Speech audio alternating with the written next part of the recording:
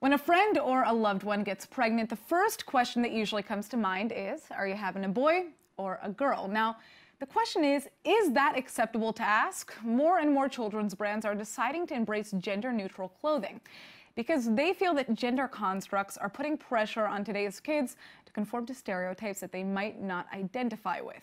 Joining me now is our correspondent Elad Samocha with more on this issue. Elad, thanks for joining us. Hey, Natasha, thank you. So I know you're going to be talking a little bit about Celine Dion today. Tell us why. So, Celine Dion collaborated with this new Israeli designer company. They're called Nu, and they launched a new line of clothing, gender-neutral clothing. Right.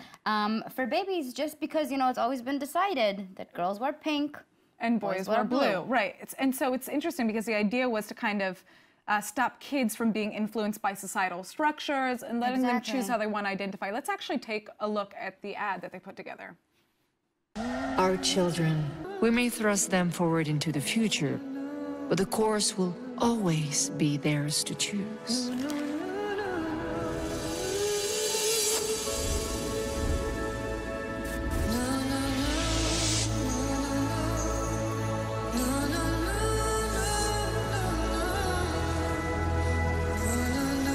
be fair, those kids have some really cute outfits, even though I kind of find that ad to be a little bit creepy. Yeah, I know. I know that wasn't the point, but you know, it's actually interesting, this trend that we're seeing.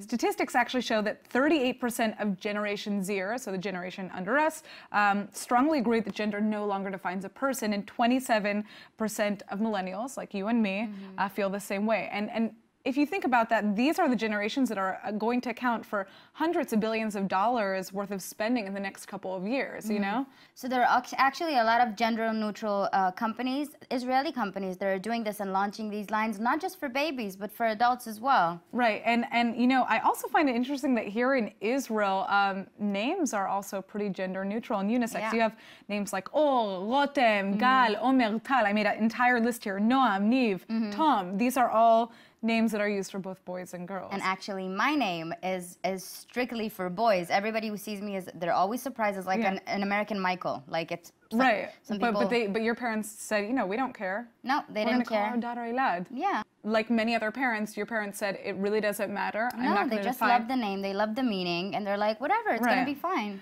Clothing is, at the end of the day, a huge part of how you identify yourself, just like your name. And how you represent yourself, yeah. Right, it's who you choose to show the world that you are. So it's not very surprising to me that we're seeing these changing trends. And Elad, do you think you're going to start changing your own outfits? Maybe I will. I like pink so far. I know, but you're allowed to like pink too. Yeah. It doesn't matter. The point is dress with what you want to dress with. Exactly.